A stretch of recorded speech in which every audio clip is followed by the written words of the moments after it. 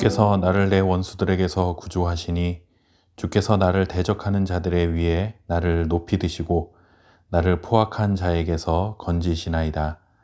여호와여, 이러므로 내가 이방 나라들 중에서 주께 감사하며 주의 이름을 찬송하리이다. 아멘. 하나님은 우리를 구경하시는 구경꾼이 아니라 언제나 그의 자녀들을 위해서 놀라운 일을 행하시는 일하시는 하나님이십니다. 오늘 말씀을 통해서 하나님은 우리를 위해서 행하시는 놀라운 일 두 가지가 있음을 말해주고 있습니다. 첫째는 우리를 위해 구원해 주신다라는 것이죠. 48절 말씀에 보면 하나님은 원수들에게서 우리를 구조하시고 포악한 자들에게서 우리를 건져주신다라고 말씀하고 있습니다. 또 한 가지 하나님께서 행하시는 위대한 일은 우리를 높여주시는 것입니다. 같은 48절 말씀에 보면 대적하는 자들 위에 우리를 높여주신다라는 말씀이 기록되어 있습니다. 그렇다면 이렇게 하나님께서 우리를 구원해 주시고 높여주시는 일을 우리가 경험하게 되면 우리 성도들이 나타나는 반응 두 가지를 오늘 우리가 살펴보려고 합니다. 그 첫 번째 반응은 무엇인가 하면 바로 감사입니다. 감사는 우리의 영적인 온도를 가늠할 수 있는 기준이 됩니다.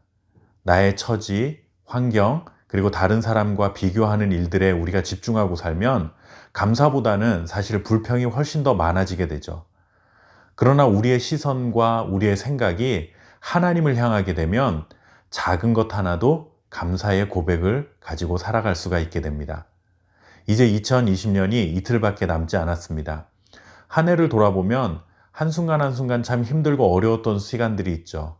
그래서 힘들었던 것, 그리고 나에게 부족했던 것, 그리고 내가 염려했던 것들, 이런 것들을 우리의 기억 속에 하나하나 담게 되면 2020년이 지나고 나면 다시는 기억하고 싶지 않은 그런 악몽 같은 한 해가 되어버리고 말 것입니다.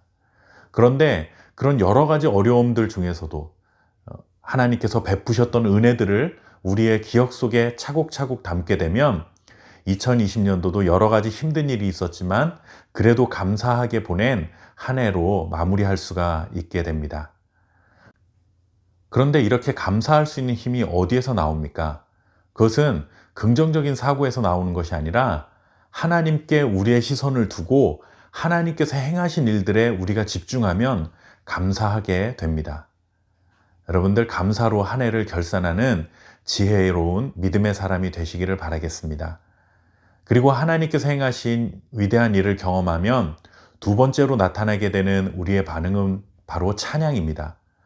찬양은 하나님께서 행하신 일들을 내가 높이는 것입니다. 찬양의 의미에는 칭찬한다라는 의미가 담겨 있습니다. 물론 칭찬한다라는 말을 하면 우리가 하나님을 칭찬한다는 것이 조금 어색하게 들릴 수 있습니다. 마치 우리가 손윗사람이 되어 하나님을 손 아랫사람처럼 대우하고 그렇게 우리가 칭찬한다라는 그런 의미가 아니라 하나님께서 하신 놀라운 일들에 대해서 와, 정말 하나님 대단하십니다 라고 우리가 감탄하고 경의를 표하는 것이 바로 찬양입니다. 2020년을 마무리하면서 하나님께서 내게 행하신 일들을 한번 헤아려 보십시오. 그 일들을 생각할 때 피조물인 우리가 창조주이신 하나님을 어떻게 높여드리지 않을 수가 있겠습니까? 한 곡에 넘고 또 한 곡에 넘는 그 순간은 정말 숨이 막힐 정도로 힘든 것이 사실입니다. 인생의 고비마다 포기해버리고 싶은 적이 어디 한두 번이겠습니까? 그러나 숨이 턱 밑까지 차오르는 극한 상황에서 어떻게 한 곡에 또 넘고 또 한 곡에 넘고 또 만나는 고개를 또 넘다 보면 어떻게 와 있는지도 모르는 그 사이에 목적지에 도착해 있는 나를 발견하게 되는 것이 바로 인생입니다. 그러면 그 순간 우리는 정말 힘들어 죽을 뻔했네가 아니라 나를 이곳까지 인도하신 하나님께 감사와 찬양의 고백으로 나의 마음과 입술을 채워갈 수 있게 됩니다. 힘들어 죽을 뻔한 고비에서도 나를 구원하시고 우리를 집어삼킬 듯한 세상의 거친 풍파 속에서도 우리를 높여주신 하나님께 감사와 찬양의 열매로 영광을 돌리는 믿음의 삶을 살아가는 저와 여러분 될 수 있었으면 좋겠습니다. 감사합니다.